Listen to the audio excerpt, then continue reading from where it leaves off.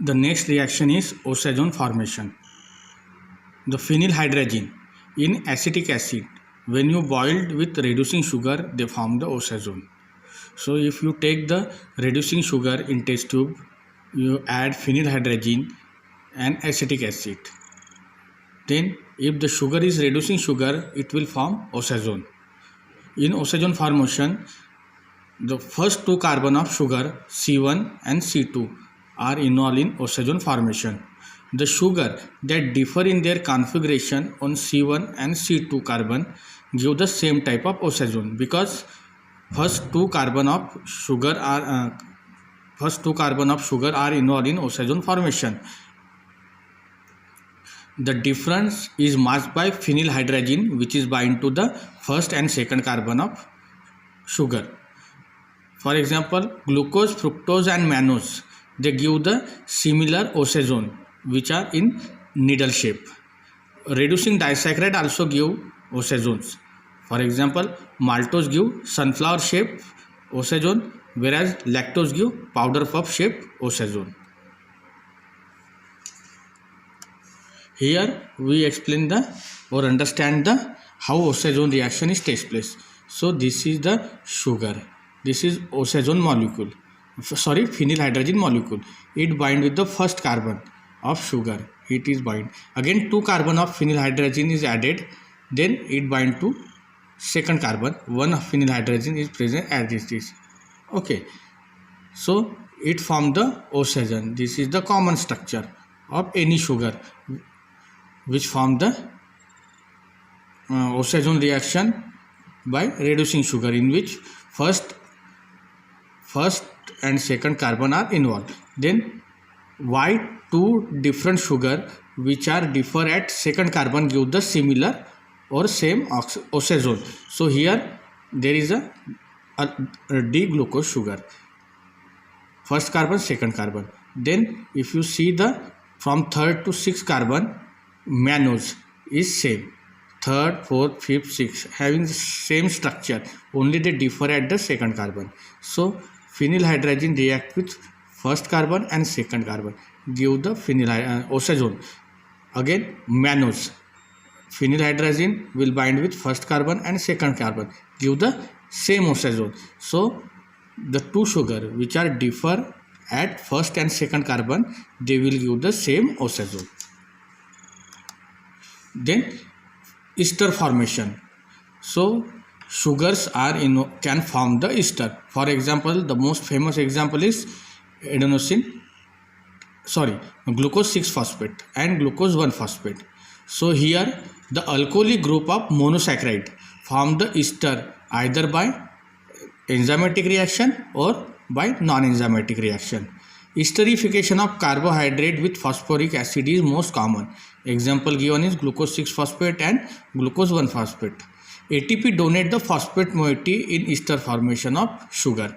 Here if you see, it is a cyclic structure of glucose 6-phosphate. This is first carbon, second carbon, third carbon, fifth carbon, sixth carbon. In sixth carbon it is bind with phosphoric acid. It is same in open chain form. This is first carbon, second carbon, third carbon, fourth carbon, fifth carbon and sixth carbon. So alcoholic group of sixth carbon of sugar involved in esterification reaction with phosphoric acid. Same with fructose, which form fructose 6-phosphate in open chain form and in cyclic structure. Then next is glycosides. Hemiacetal or hemiketal hydroxyl group of anomeric carbon of carbohydrate. It react with hydroxyl group of another carbohydrate or non-carbohydrate. So hydroxyl group of hemiacetal or hemiketal, the aldehyde or ketone group which form the covalent bond with hydroxyl group of same sugar, which give hemiacetal or hemiketal structure. The hydroxyl group present in such hemiacetal or hemiketal sugar, it form the reaction with hydroxyl group of either carbohydrate or non-carbohydrate. When they react with each other, the bond is formed is called glycosidic bond. if the carbohydrate form the bond with non-carbohydrate moiety, then it is referred as aglycon. The monosaccharide held together by glycosidic bond result in the formation of oligosaccharide, polysaccharide. The nomenclature of glycosidic bond is based on the linkage between carbon atom and status of anomeric carbon, whether it is alpha enomer is involved or beta enomer hydroxyl group involved in glycosidic bond. For example, maltose.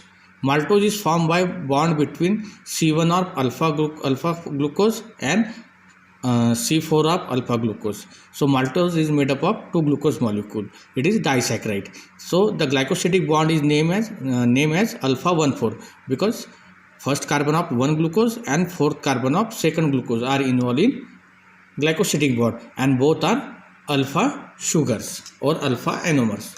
Further we will explain by this image. So here this is a hemiacetal carbon. It contains OH group. Okay, then it is again OH group. It is, for example, it is given beta sugar, but consider it is an alpha sugar. Okay, so this is first carbon, second carbon, third carbon, fourth carbon, fifth carbon. Okay, so it is first carbon of one glucose, and it is first carbon, second carbon, third carbon, fourth carbon. This fourth carbon. So OH group of one sugar contain hemiacetal is react with OH group of other molecule. Okay, so it forms the glycosidic bond. So here first carbon of this is involved and fourth carbon of this is involved. So it forms alpha 1,4 glycosidic bond, and it is, when it is formed disaccharide, it is called maltose. Again first carbon is free. This is anomeric carbon which is free, and the sugar which contain anomeric carbon hydroxyl group free is called reducing sugar. Then we will see the important glycoside present in nature. First is glucovanillin. It contains vanillin as a aglycon, and D-glucoside is a natural substance which impart the vanilla flavor to the ice creams. Then cardiac glycosides, also called steroidal glycoside. So digoxin and digitoxin contain a glycon steroid which stimulate the muscle contraction. This digoxin and digitoxin also glycosides. Then streptomycin, an antibiotic used in the treatment of tuberculosis, is also a glycoside. Then vaben is a poison found in the frog which inhibit the sodium potassium ATPase channel and block the active transport of sodium. It is also a glycoside. Then derivatives which form from monosaccharide. So first is sugar acid. The oxidation of aldehyde or primary alcohol group in monosaccharide result in sugar acid. In previous slide we seen aldonic acid, aldaric acid and alduronic acid.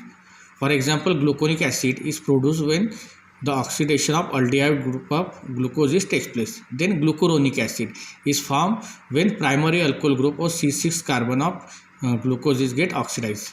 Then sugar alcohol or polyols. It produced by the reduction of aldoses or ketosis. For example, sorbitol from glucose and mannitol from mannose. Then alditols. Monosaccharides on reduction yield polyhydroxy alcohol known as alditols. Then ribitol is a constituent of flavin coenzyme. Glycerol and myoinositol are component of lipid. Then xylitol is a sweetener used in sugarless gum and candies.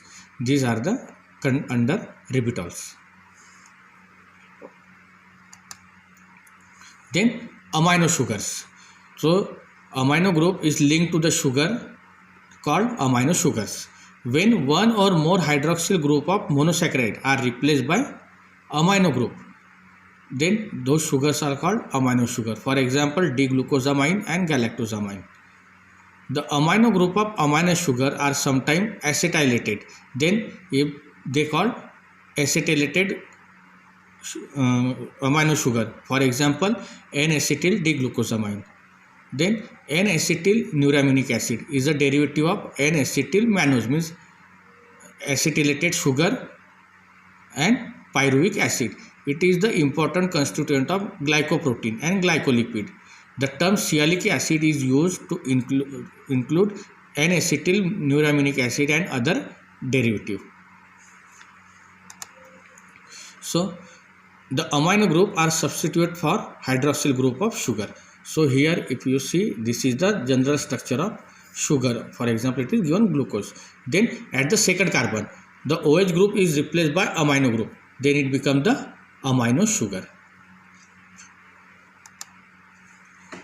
Then here you see alpha D glucosamine. Here the at second carbon amino group linked replaced with OH group. Then alpha D galactosamine. Here again at second carbon OH group is replaced by NH2. Similarly, how N-acetyl neuraminic acid is produced? So it is the pyruvic acid. In pyruvic acid is linked with condensed with N-acetyl mannose. So here acetyl group along with amino group is linked to the mannose. So it is for N-acetyl mannose is condensed with pyruvic acid, give N-acetyl neuraminic acid.